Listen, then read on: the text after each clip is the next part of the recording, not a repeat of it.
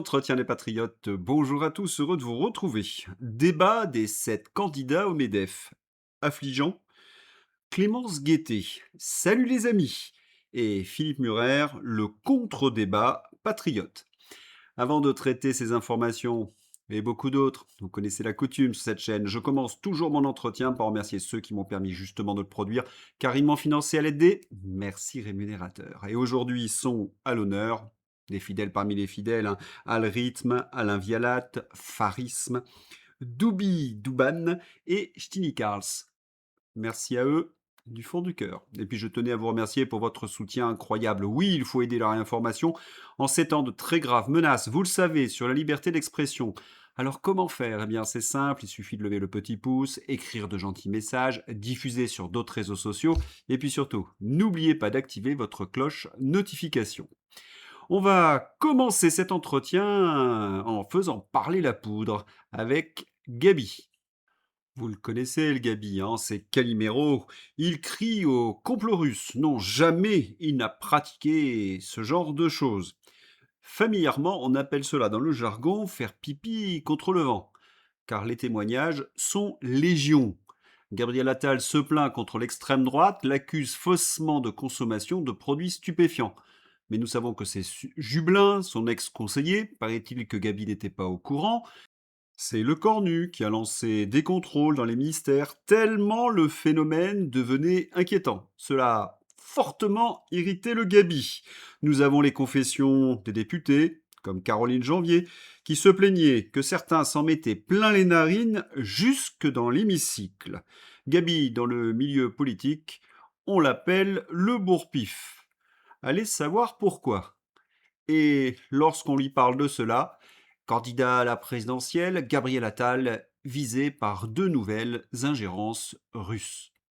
Que bien entendu, personne n'a vu. Par contre, vous êtes des millions à avoir visionné ceci. Que me toquen un porro sabanero, que me toquen un porro es lo que quiero. Mais que faisait-il sous son banc?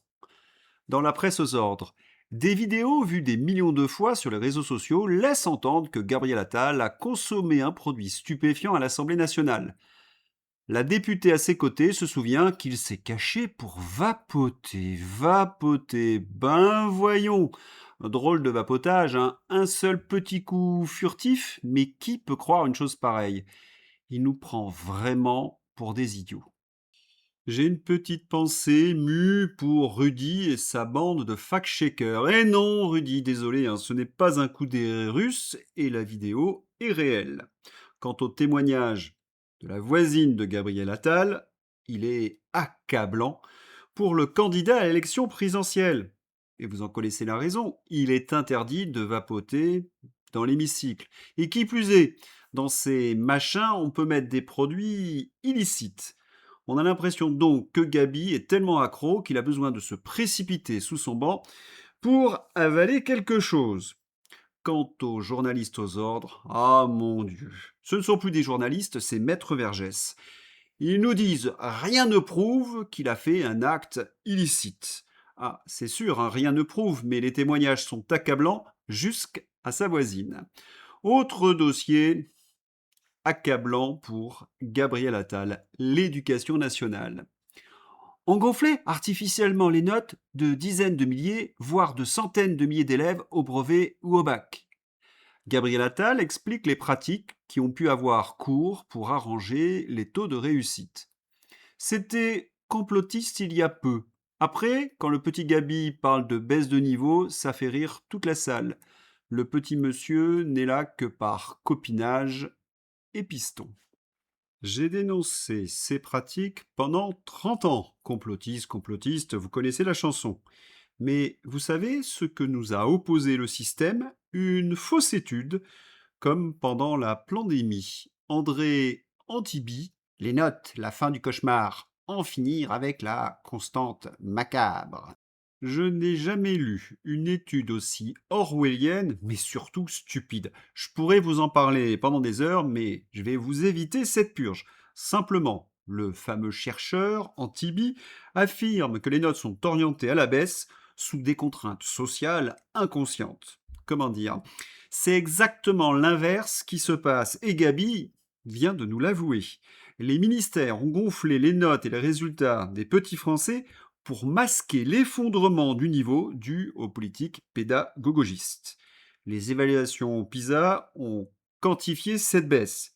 Mais vous savez ce qu'il y a de plus ignoble et qui m'agace, c'est que Gabi dénonce maintenant alors qu'il n'est plus en fonction. Il a été complice de ce système pendant 10 ans. Et maintenant il dit oh, regardez, les complotistes avaient raison. Affreux, sale et méchant. Le plat de résistance, le débat des 7 candidats. Mais avant d'en faire un compte-rendu, il faut quand même souligner que c'est un scandale démocratique avec tribune populaire. Je pense qu'on ne mesure pas assez le scandale démocratique qui se cache derrière. LCI présente cela comme un débat entre les 7 candidats à l'élection. Ah oui? Seront-ils vraiment à l'élection présidentielle dans quelques mois?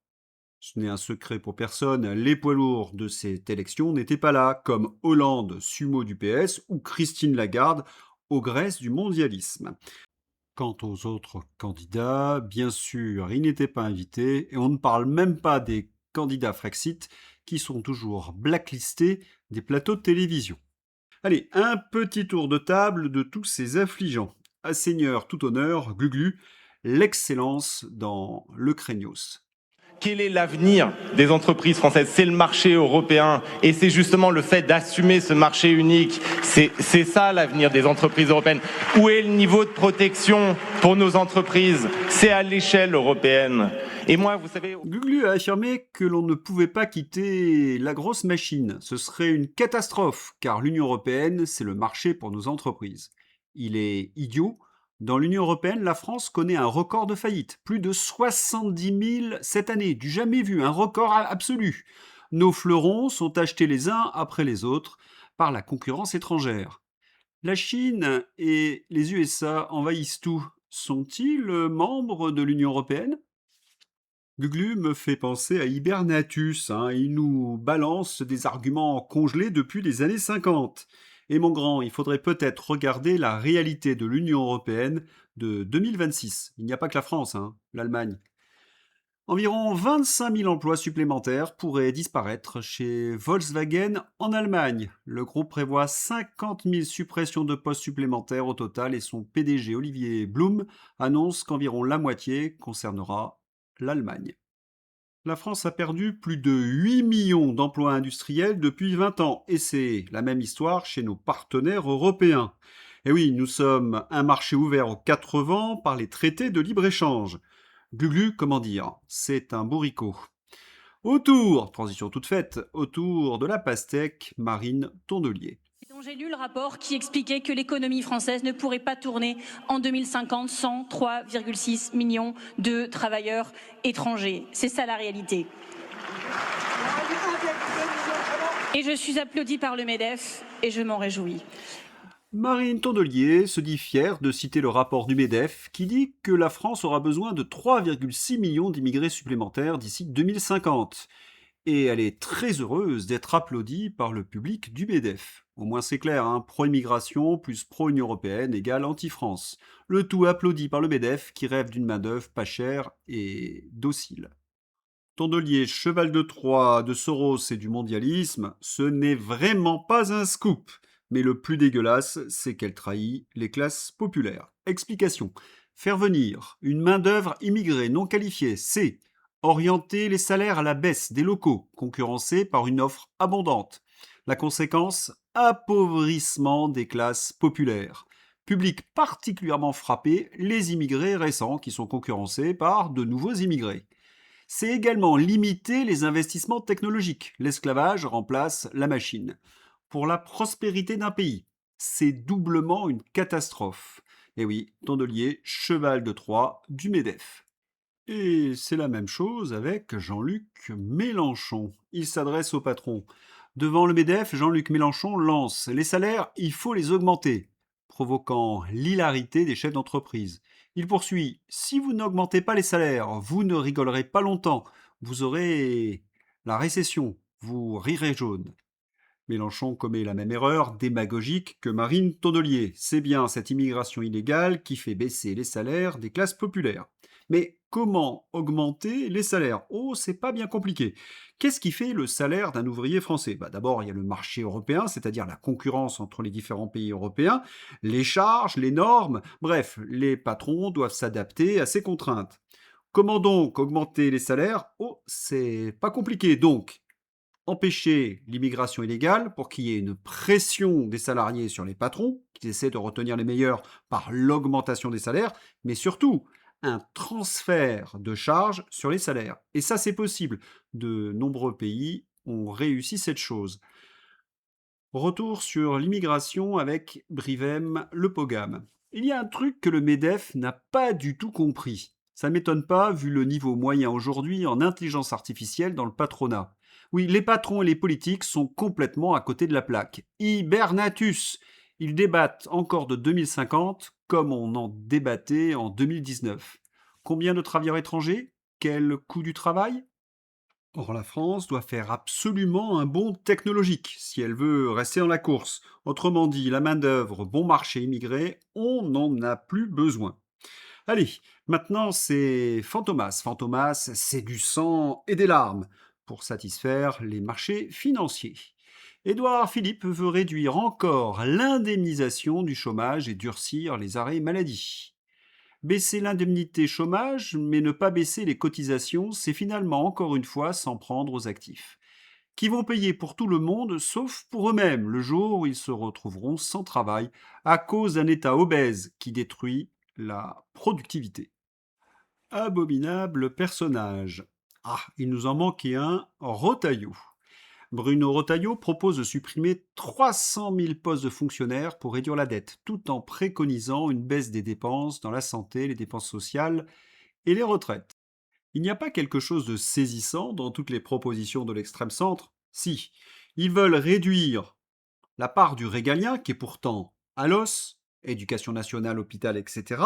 Mais surtout, ils ne veulent pas toucher à l'État socialiste, leur clientèle. Ah oui, pas touche à la décentralisation, le millefeuille administratif, pas touche à ce qu'on donne à l'Union européenne, pas touche aux organismes inutiles, et surtout pas touche à l'immigration illégale. Ce genre de politique a toujours donné ce genre de résultats. Dette, chômage, aide, l'économie, grand échec du poudré. Pas de quoi en effet rassurer les patrons. Le Figaro. On n'est pas moins inquiet qu'avant. Les candidats à la présidentielle n'ont pas convaincu les patrons. Il y a quelque chose de frappant quand on écoute les candidats du bloc central. C'est leur nullité tant sur le plan économique que sur le plan humain.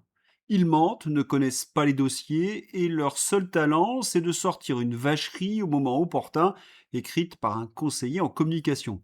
Le pire du pire, nous l'avons vu, c'est Glu-Glu, qui a commis cet exploit unique de s'emmêler dans ses lieux communs sur l'Union européenne. Malaisant, affligeant. Notre pays mérite vraiment mieux.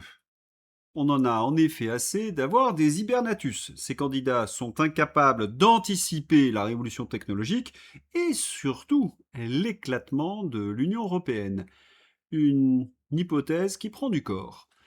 Martin Armstrong tire la sonnette d'alarme. L'effondrement économique a commencé et l'Union européenne va se disloquer. Selon l'économiste et fondateur de Strong Economics, le véritable danger ne serait plus un simple krach boursier, mais une crise systémique mêlant dette publique, tensions géopolitiques, fragmentation monétaire et désunion politique. Son scénario le plus explosif, concerne l'Europe. Il estime que les tensions entre États membres pourraient conduire à une rupture de l'Union européenne autour de 2029, tandis que son modèle ferait apparaître un point de rupture économique majeur à l'horizon 2032. Aux États-Unis, il considère que le problème central n'est plus seulement le secteur privé, mais désormais l'endettement des gouvernements et le poids croissant des intérêts de la dette. Ces inquiétudes sont partagées un peu partout dans le monde, et notamment chez les investisseurs. La France remplace l'Italie comme principale source d'inquiétude des investisseurs obligataires européens. Les coûts d'emprunt de Paris ont été supérieurs à ceux de Rome pendant la majeure partie de l'été, sur fond d'inquiétude concernant le budget à venir et les élections de l'année prochaine. Et toujours aux États-Unis, sur la voie d'une crise de la dette souveraine française. Les finances publiques compromises de la France pourraient ne pas être aussi mauvaises que celles des États-Unis et du Japon. Cependant, il y a deux raisons de penser que la France pourrait vivre une crise de la dette souveraine avant ces deux autres pays. La première est que la France doit avoir une élection présidentielle en avril prochain qui pourrait considérablement aggraver les perspectives de finances publiques du pays. La deuxième est que la France est coincée dans un carcan de l'euro qui complique fortement la tâche de corriger les finances publiques du pays, même s'il y avait la volonté politique de le faire. L'euro, un carcan, c'était pas une théorie du complot, ça? Bah, plus maintenant, hein, c'est d'une telle évidence. Et pour dire que tout le monde tremble, même les européistes les plus enragés commencent à évoquer le scénario catastrophe avec Nono le dilaté. Dette française, je veux simplement, avec beaucoup de gravité, que chacun prenne conscience que nous sommes au pied du mur. Il évoque d'ailleurs un possible éclatement de la zone euro. Il semble que faire état du désastre auquel on a participé justifie à la perfection une candidature à la présidentielle en tant qu'expert incontestable. Ce monde n'est pas seulement fou, il est inversé. On connaît le remède, les Islandais l'ont fait. Il faut dégager cette caste. C'est l'heure d'ouvrir le contre-débat avec l'excellent Philippe Murer, économiste, président du MPC et Frexiteur, critique et solutions. Bonjour Philippe, très heureux de te retrouver dans ces entretiens. Comment vas-tu? Très bien après ces vacances. Moi, je suis aussi très heureux de te retrouver. Je suis très heureux de retrouver tous les auditeurs patriotes, amoureux de la France, de la chaîne Entretien des Patriotes. Eh bien, c'est la rentrée, hein, oui, les vacances sont terminées et il y a une grande inquiétude sur la dette publique française. Partages-tu cette inquiétude? Oui, il faut partager cette inquiétude, même si elle est montée en exergue pour faire peur aux Français, comme on fait peur sur le climat, sur le Covid, sur les incendies, surtout. Effectivement, les taux d'intérêt de la dette française ont monté au plus haut depuis 20 ans, donc 4,10%. Mais il faut bien comprendre que tous les taux des dettes publiques en Occident montent. Que ce soit au Japon, on est monté à 3%, en Angleterre, on est à 5%, aux États-Unis, on est proche de 5%. En fait, ça monte partout. Alors, la France a un problème particulier, c'est la Macronie. La Macronie, comme tout le monde le sait, a fait doubler le déficit public, le faire passer de 3% à 6% du PIB, et il n'arrive pas à le faire rebaisser, franchement, on reste à 5% du PIB.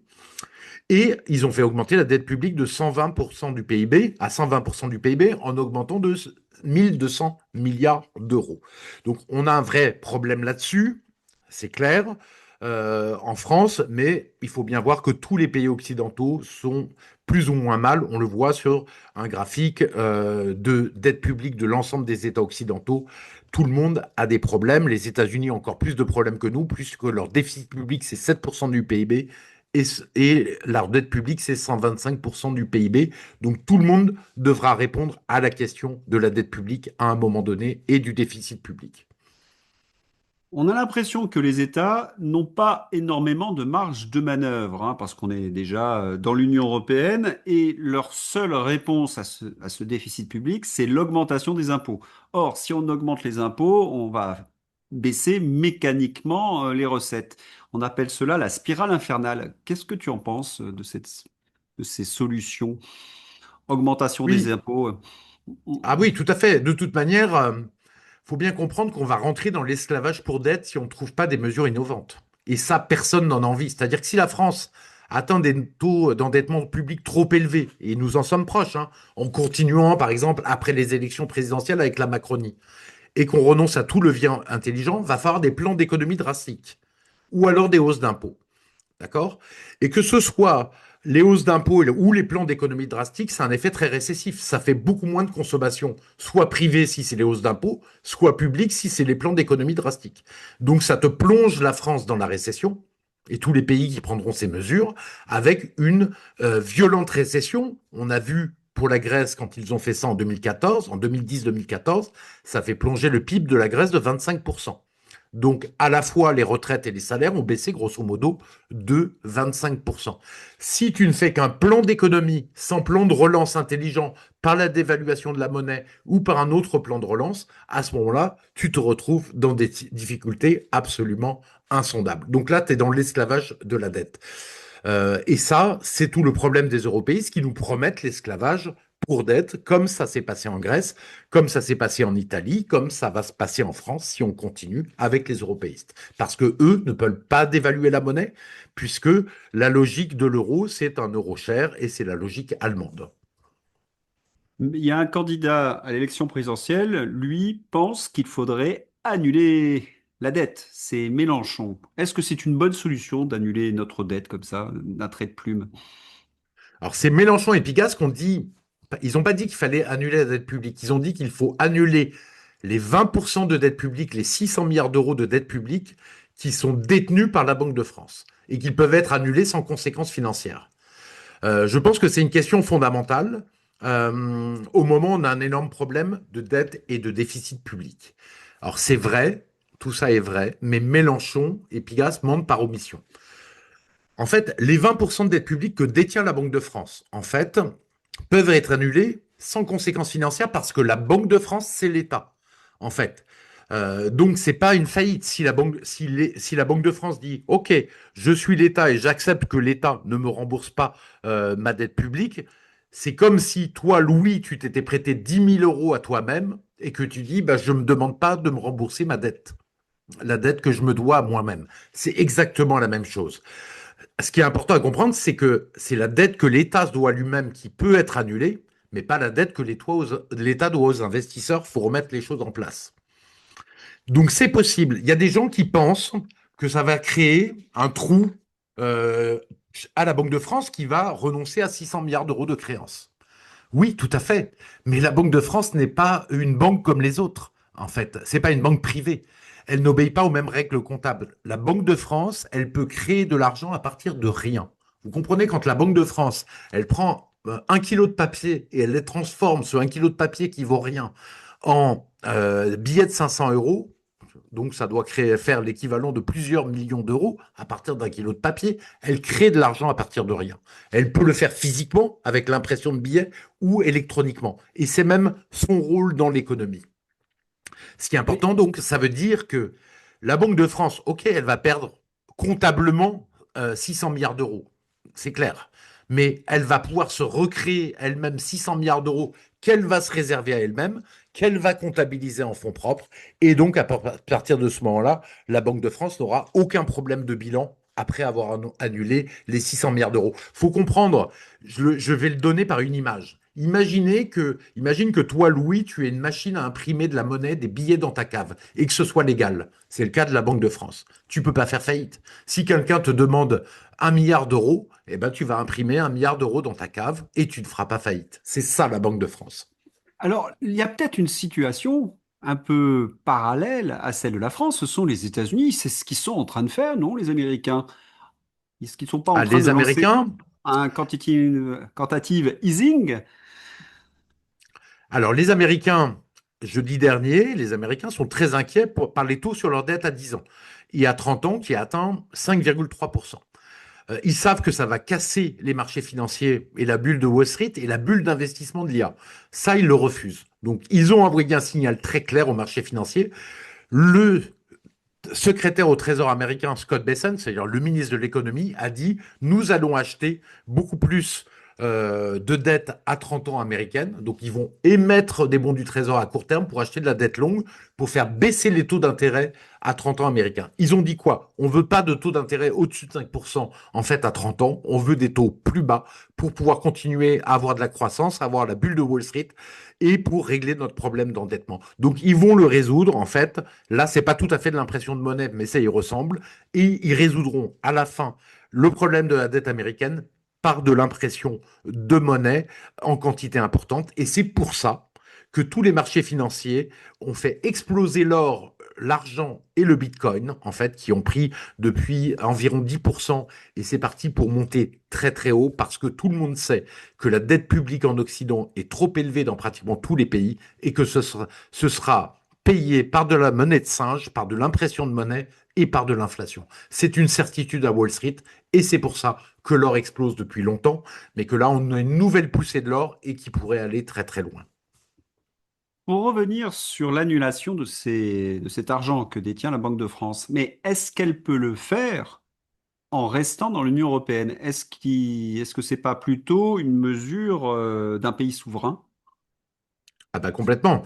C'est-à-dire que l'Union européenne, est-ce qu'elle va l'accepter? Bah non. Elle va dire, elle va trouver toutes les arguties juridiques possibles et imaginables pour le refuser, parce que l'UE est dominée par l'Allemagne déjà, qui est ordolibérale, c'est-à-dire que l'Allemagne, sa pensée économique, et c'est elle qui dirige l'Europe, sa pensée économique, c'est que l'État doit être mis en ordre, mis sous contrainte par les marchés financiers. Et ça, c'est exactement l'inverse que veut faire Mélenchon. Si la France insiste pour le faire, en fait, l'Union européenne et la BCE, elles feront tout pour ennuyer la France et faire monter les taux d'intérêt sur la dette publique française. Et comme c'est la Banque centrale européenne qui irrigue les marchés financiers et les banques françaises en prêtant des milliards d'euros au jour le jour aux banques françaises, elles ont tous les moyens pour le faire. Et en plus, au surplus, l'Union européenne agira juridiquement. La Cour de justice de l'Union européenne dira que les traités et le droit européen interdisent l'annulation de la dette publique détenue par la Banque de France parce que c'est un financement des États par la Banque centrale et c'est interdit par l'Union européenne. À ce moment-là, il se passe quoi? Juridiquement, le Conseil constitutionnel dira que c'est inconstitutionnel puisque appartenir à l'Union européenne, c'est respecter les traités et le droit européen. Il dira donc vous ne respectez pas notre constitution. Et à partir de ce moment-là, le gouvernement sera dans la mouise complète, à la fois sous pression par l'Union européenne, mise à l'écart par l'Union européenne, avec des taux d'intérêt qui montent, et le Conseil constitue qui dit c'est inconstitutionnel. Donc Mélenchon et Pigas disent vrai d'une certaine partie, mais ils n'expliquent pas la seconde partie du problème, c'est que pour le faire, il faut absolument sortir de l'Union européenne. Oui, c'est un peu comme toutes les mesures d'ailleurs qui sont prônées par les partis hein, sur la dette. Sans être souverainiste, on ne peut pas mener une politique pour sortir la France de l'ornière. Parce que tu as évoqué la notion de relance intelligente dans tes conférences. C'est ce qu'il nous faut pour la France. Mais qu'est-ce qu'une relance intelligente? Est-ce que je peux me permettre de répondre à deux, trois questions qu'ont les gens en tête parce que, en fait, ce problème de monnaie est complexe et les gens, pour les gens, ça les dépasse parfois un peu. Je voulais quand même dire une chose importante, c'est que l'annulation de la dette, elle semble magique et elle ne l'est pas. Pourquoi? Parce que quand tu imprimes de la monnaie en faisant acheter de la dette par la Banque centrale, par la Banque de France, et que tu imprimes de la monnaie, c'est inflationniste. Et ça peut créer un désordre absolument magique. Donc en fait, on peut pas se dire l'État pas se soucier du déficit public. En fait, on n'a même plus à payer d'impôts. Finalement, c'est la Banque centrale qui achètera la dette que devra émettre l'État face au déficit public et le tour est joué. Ça marche pas parce que ça aura des effets inflationnistes sévères et que ça créera un énorme désordre. Ça, c'est le premier point. Et le deuxième point, tout le monde le comprend, ça crée un laisser-aller, une gabegie au niveau de l'État de dépenses publiques et évidemment de la corruption à un niveau inimaginable. Donc oui, il faut en règle générale bien tenir le budget de l'État et payer des impôts. Il y a une deuxième question auquel je veux répondre avant d'aller plus loin, parce que beaucoup de l'internaute me l'ont posé. Pourquoi le Venezuela où Pigas va restructurer la dette publique, la restructure et n'annule pas sa dette? Ben, c'est très simple. C'est parce que la dette du Venezuela qu'ils ont, qui leur pose problème, c'est une dette en dollars. Ils doivent des dizaines de milliards d'euros de dollars de dette publique. Or, la Banque centrale du Venezuela, elle peut imprimer de la monnaie vénézuélienne pour s'en sortir, comme l'a fait la Banque de France. Elle ne peut pas imprimer des dollars. Voilà pourquoi, en fait, Pigas que je n'aime pas du tout, hein. Mélenchon, je ne l'aime pas du tout, c'est des anti-France, tous ces gens-là. Mais ils disent vrai sur le fait que, voilà, pour le Venezuela, la restructuration de la dette publique, donc une annulation partielle avec un grand plan d'économie, c'est la logique, alors que pour la France, où la dette est dans la monnaie nationale, on peut faire une annulation partielle de dette publique. Excuse-moi, je voulais préciser ça aux gens pour qu'ils Non, mais comprennent bien le c'est sujet. important. D'ailleurs, il y a un numéro prévu dans les entretiens sur Pigas. Mais alors, cette relance intelligente, comment faire? Comment faire? Alors, avant de te parler de la relance intelligente, pourquoi il le faut pour que les gens le comprennent bien? Les européistes aujourd'hui, qui sont au gouvernement français, tous ceux qui veulent rester dans l'Union européenne, ils vont avoir deux choix. Soit faire un plan d'économie drastique pour baisser le déficit public, d'accord? Ça, c'est le premier choix, mais sans faire de plan de relance par la dévaluation. À ce moment-là, ça va donner quoi? Ça va faire une grosse baisse de la consommation publique et donc une récession forte. Je rappelle, 25% de baisse du PIB en Grèce, même si ça sera moins en France, et donc 25% de baisse des retraites et des salaires. Donc ça, c'est pas un bon choix. L'autre choix, c'est ne pas faire de programme de baisse des dépenses drastique. Et dans ce cas-là, tu as la dette qui va continuer à monter jusqu'à l'implosion financière de la France. Donc voilà pourquoi la caste au pouvoir, elle mène la France et les Français à la faillite. Parce que ce qu'il faut faire, c'est effectivement faire un plan d'économie drastique sur le gaspillage d'argent public. C'est ce dont parle le programme du mouvement politique citoyen qu'on a fait, qui montre qu'on peut économiser 107 milliards d'euros sur le millefeuille territorial en supprimant les régions, sur notre contribution à l'Union européenne, sur les flux d'immigration, sur la fraude fiscale, sur la fraude sociale, sur tout un tas de choses qui est un programme d'économie sans larmes. Comme ça va avoir un effet d'envoyer la France vers la récession, il faudra aussi faire un plan de relance. Le plan de relance, il s'appuie sur deux choses. Faire baisser le franc de 20-25% pour relancer par la hausse des exportations et la baisse des importations, ce qui a à chaque fois un effet positif. Et la deuxième chose, évidemment, faire un plan de relance pour relancer la production. Et un plan de relance utile. Je vais donner un exemple. Alstom produit des trains à hydrogène. On a en France énormément de trains diesel qui circulent sur les lignes en France, qui sont donc polluants et en plus c'est de l'énergie qu'on achète à l'étranger. Donc Alstom a vendu ses trains en Allemagne, mais on a vendu très peu en France. Eh bien, on fait un grand plan, peut-être avec l'argent de la Banque centrale ou avec l'argent des économies, en achetant des trains Alstom et en créant une filière hydrogène et en mettant en place donc des trains à hydrogène à la place des trains diesel. Deuxième point tout à fait d'actualité, tu as vu qu'en France, on manque de Canadair. On a une entreprise française qui s'appelle Positive Aviation, qui transforme des avions à hélice ATR-72, qui sont des petits avions de ligne, en Canadair. Les États-Unis en ont commandé et pas la France. Eh bien, la France n'a qu'à commander, en vérifiant que tout fonctionne bien sûr, ces ATR-72 transformés en bombardiers d'eau pour pouvoir lutter contre les incendies. Donc, tu vois, tu fais un plan de relance qui, à la fois, est positif pour le pays, est utile et, en même temps, permet de relancer l'industrie du pays. Et là, tu t'en sors. Oui, et puis il y a aussi toute l'industrie des drones pour lutter contre les incendies de forêt. C'est très performant. Il faut aussi équiper nos hélicoptères de vision nocturne, nos bombardiers d'eau. Donc en fait, il y a énormément de technologies dans laquelle on pourrait investir en France. Sachant Alors, qu'on a ces drones bombardiers d'eau, et il y a une entreprise française qui travaille sur ce sujet-là. Tu as raison. voilà, je crois que c'est Dédalus, si ma mémoire ne me trompe pas. Exactement. Voilà. Alors, ces recettes ont fonctionné à travers le temps, mais il y a une condition, parce qu'il faut qu'on soit souverain au niveau monétaire, il faut être souverain au niveau industriel, et ça, bah, ce n'est pas possible dans l'Union européenne. Donc, pour mener un programme de relance nationale, de redressement national, ça ne passe évidemment que par un mot, c'est par le Frexit. Exactement. Sortie de l'Union européenne pour pouvoir dévaluer notre monnaie, comme on en a besoin, d'ailleurs vis-à-vis du reste du monde, mais aussi vis-à-vis d'autres pays européens, puisqu'on a un déficit commercial, et il est logique qu'on revienne à l'équilibre commercial au minimum. Donc il faut être sorti de l'euro, donc hors de l'Union européenne, et le plan de relance pour faire des Canadair français, avec de l'argent public, pour faire du train hydrogène Alstom par de l'argent public, c'est très souvent des plans de relance qui doivent être, il faut être hors de l'Union européenne parce que sinon l'Union européenne te dit, bah non, il faut acheter des Canadair qui ont, enfin, tu ne peux pas prioriser l'argent public sur des entreprises françaises. Donc à ces deux niveaux, il faut sortir de l'Union européenne et c'est pour ça que les européistes comme Attal, Édouard Philippe n'ont aucun plan et nous mèneront à la faillite et ils sont très embêtés pour le déficit public. Tu vas voir qu'ils sont très embêtés en septembre.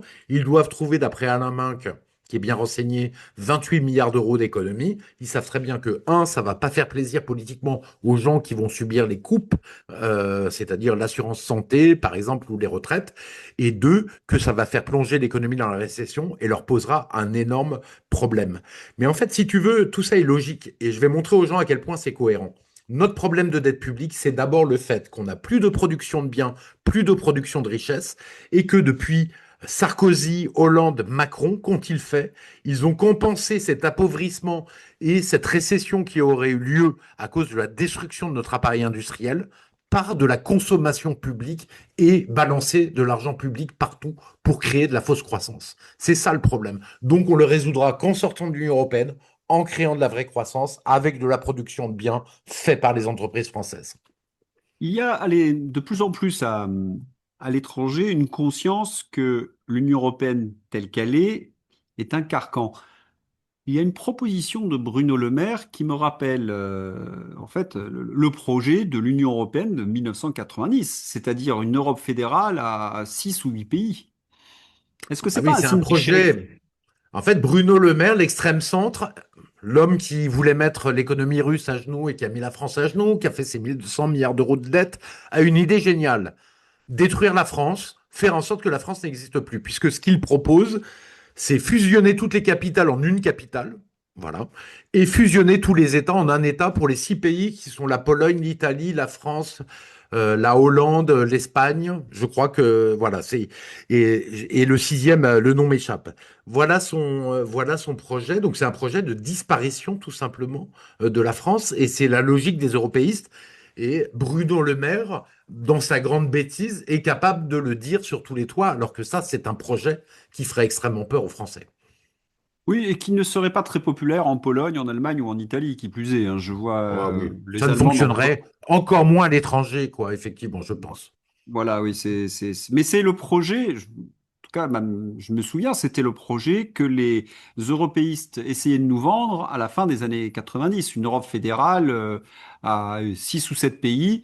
Et ce projet est tombé à l'eau avec l'arrivée des pays de l'Est, l'extension de l'Europe dans les années 2000. Mais c'était vraiment leur projet d'Europe fédérale. C'est curieux qu'ils ressortent ce projet des cartons, en quelque sorte. Et les médias n'ont pas honte de dire, de faire paraître ce projet, de faire de la publicité au projet de Bruno Le Maire, qui est tout simplement de faire disparaître la France. Oui, Fusionner dans 6 États, la capitale qui n'est plus Paris, qui est ailleurs, peut-être en Allemagne, peut-être en Pologne, c'est complètement fou. En fait, ce qu'il faut bien comprendre, c'est que, mais ça tout le monde le sait hein, sur ta chaîne, c'est que les médias sont les propagandistes de l'Union européenne. Ils sont détenus par des gens qui profitent de l'Union européenne, les milliardaires. En fait, on voit bien que la fortune des milliardaires français a fait x20 depuis, c'était 70 milliards d'euros les 500 premières fortunes françaises, c'est maintenant 1300 milliards d'euros. On est presque à x20 en 25 ans. Mais évidemment, ces gens profitent de l'Union européenne et en fait, ils en font la propagande. Maintenant, le tout, c'est que la France et les Français cessent d'avoir peur de leur ombre et osent devenir un pays comme les autres dans le monde, un pays libre et souverain, comme tous les pays du monde, en fait, sauf les pays d'Europe. Voilà. Il faut cesser d'avoir peur de notre ombre et sortir de l'Union européenne, tout simplement. Ce qui est quand même, il y a quand même entre 36 et 40% des Français qui l'avaient déjà compris en 2024, selon 2 sondages, c'est pas rien. Ça, les médias n'en parlent jamais parce que c'est des sondages qui leur déplaisent. Et avec le Mercosur et la destruction de l'élevage français et tout ce qu'a montré l'Union européenne depuis 2 ans, je pense qu'on est encore au-delà de ces 40%. Oui, je pense on doit être à peu près dans les eaux de 2005 en fait. Il y a une majorité quand même de Français qui commencent à comprendre que l'Union européenne, c'est notre problème, notre gros problème. Je voudrais juste dire un mot sur Bruno Le Maire, qui est censé être gaulliste, hein. Ah oui, C'est incroyable, hein. Ouais, tout à ça, fait. c'est Alors que le gaullisme, c'est l'indépendance nationale, c'est oui. la lutte pour bouter les Allemands hors de France, hein, revenir avec une armée, partir en Angleterre, revenir avec une armée et bouter les Allemands hors de France, retrouver notre souveraineté nationale. Et en fait, on a le même problème aujourd'hui. Il faut qu'on boute l'Union européenne hors de France et tous les opportunistes qui sont les vichistes de notre temps, qui avant servaient l'Allemagne, maintenant servent l'Union européenne et d'ailleurs aussi l'Allemagne. Il faut qu'on boute tous ces gens hors de France. Il faut qu'on s'en débarrasse parce qu'ils sont une plaie, quoi. Très clairement. Ouais. Alors, on a peut-être. C'est d'ailleurs moi le projet de Bruno Le Maire me laisse. Bien, je trouve ça plutôt positif sur un point. S'ils sont capables de dire on ne passe plus à 27, mais à 6 à 8, c'est que eux-mêmes ne croient plus en cette Europe. C'est-à-dire qu'ils essaient de trouver un canot de sauvetage, revenir sur des vieux projets, parce qu'ils sentent que ça commence à tirer à hu et à dia aussi. Ah oui, C'est ils se peut-être. rendent compte. Bah, le bilan, de toute manière, est catastrophique pour Macron, il est catastrophique pour Merz, le bilan de l'Union européenne à la fin. Le bilan dans tous les pays est catastrophique. Et donc, à partir de ce moment-là, il y a une chance de délitement très, très important de l'Union européenne. Mais il vaudrait mieux, avant que le toit de l'Union européenne nous tombe sur la tête, en sortir pour ne pas se prendre le toit sur la tête. Vous savez, il y a beaucoup de gens qui apprécient Giorgia Meloni, je le comprends, pour sa façon de parler, où elle défend l'Italie sur la scène internationale. Mais en Italie, les salaires, depuis que Meloni est arrivé au pouvoir, continuent à baisser. On est à moins 5% ou moins 4% de baisse des salaires. Les gens souffrent de façon terrible, quoi, tu vois. Et mal bien qu'ils aient bénéficié du plan de relance post-Covid de 180 milliards d'euros. Donc, ils ont de l'argent à foison pour relancer l'économie. L'Italie s'en sort pas. Les jeunes Italiens émigrent de l'Italie, alors même qu'il y a 2 fois moins de jeunes de naissance que de décès, quoi. Le pays est en déficit démographique. Donc, tous les pays souffrent. On souffre tous. Nos amis italiens souffrent. Nos amis espagnols souffrent, tous les pays souffrent. Et donc, voilà, il faut en finir avec cette Union européenne qui est une destruction, en fait, complète pour les peuples européens. De notre civilisation et de nos richesses. Eh bien, on espère que au mois de septembre, on aura une bonne nouvelle pour une candidature Frexit. Et en attendant cette nouvelle, bah écoute, je te souhaite une excellente journée. À bientôt. À bientôt, Philippe. Excellente journée à toi aussi et à tout le monde. Merci, Philippe, pour ces excellentes explications. C'est l'heure d'ouvrir la page Fantasy avec la blague du jour. Xavier Bertrand annonce officiellement sa candidature. Et Marine Le Pen, lorsqu'elle voit pour la première fois un candidat à l'intelligence très artificielle. Ingérence russe encore et encore. Méfiez-vous de ce livre subversif. Un coup des Russes, certainement. Petit ours brun. Le programme d'Édouard Philippe, résumé en une bande dessinée. Oui, Édouard Philippe vient de sortir son programme en bande dessinée. Science et cerveau vient de paraître avec, en une, Raphaël Gluгlu. L'univers dans votre tête, mystère du cerveau, Raphaël Gluгlu, le trou noir de la politique, voyage vertigineux aux frontières du néant, dans la tête d'un macroniste, à la découverte de l'infiniment petit. Ça balance. Et pour finir cette page fantaisie, un spécial Clémence Guettet, députée de la France Insoumise, qui vient de sortir un livre. Elle a repoussé les frontières du progressisme. Toujours plus loin. On a 37 ans, on songe à adopter un chat. Nous sommes l'avenir, la subversion, la révolution. Les bourgeoises parisiennes de gauche, quelle grosse blague quand même. L'amitié, un nouveau mode de vie. Clémence Guettet, l'amitié est un sujet éminemment subversif et révolutionnaire. Et c'est ainsi que Clémence Guettet veut donner les mêmes droits aux amis que les couples qui ont des enfants. Elle veut par exemple qu'il y ait des congés d'amitié, qu'il y ait des mariages entre amis. Mon Dieu, mon Dieu, mon Dieu. Quant à la famille, c'est bien connu, c'est d'extrême droite. Pour Clémence Guettet, être en couple avec quelqu'un du sexe opposé, vouloir des enfants, c'est d'être d'extrême droite. Scoop, les parents de Clémence Guettet, très très riches, étaient d'extrême droite. Sont désormais d'extrême droite la climatisation, la famille, avoir des enfants, prendre l'avion, être chrétien, être blanc, la liberté d'expression, le mérite, l'histoire de France, les frontières, la biologie humaine, le nucléaire, le barbecue, le cochon, le travail, la virilité, la propriété privée, l'hétérosexualité et la culture.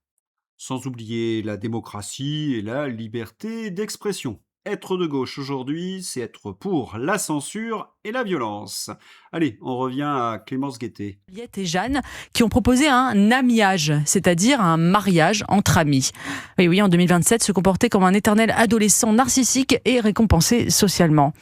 L'amitié est devenue un sujet pour la gauche. Non pas seulement parce que c'est bien connu, les gens de droite n'ont pas d'amis, mais parce qu'il s'agit d'opposer ce modèle à celui de la famille traditionnelle. Clémence Guettet affirme vouloir lutter contre le repli sur le couple et la famille prônée, selon elle, de tout temps par les réactionnaires. La famille, c'est d'extrême droite. Il faudra dire cela aux chasseurs-cueilleurs qui ont inventé le modèle de la famille et du couple stable qui a assuré la survie de l'humanité pendant des dizaines de milliers d'années, tandis que son modèle de société fondé sur des colloques entre électeurs de la France insoumise ne survivrait pas à l'échelle d'une génération. Et quand on a fini sa crise d'adolescence, généralement, on vote pour les patriotes, le gaullisme. Extrême droitisation de la société. Les propos de Clémence Guettet sur la famille suscitent un tollé. Invitée de France Inter, donc le mercredi 26 mai, pour évoquer la parution de son premier livre, la députée insoumise a estimé que la famille traditionnelle et le couple hétérosexuel étaient survalorisés. J'ai envie de lui citer ma grand-mère. Et d'abord des enfants, après on en reparlera. N'oubliez pas de vous abonner à mon Substack, Macron un ado bloqué à 14 ans. C'est le texte enrichi de la vidéo de mercredi. Mais attention, il y a une seconde partie sur Brigitte. Et là, c'est vraiment du lourd. Parution certainement samedi. Voilà, c'est tout pour aujourd'hui. Je vous souhaite un excellent week-end. À bientôt. Au revoir.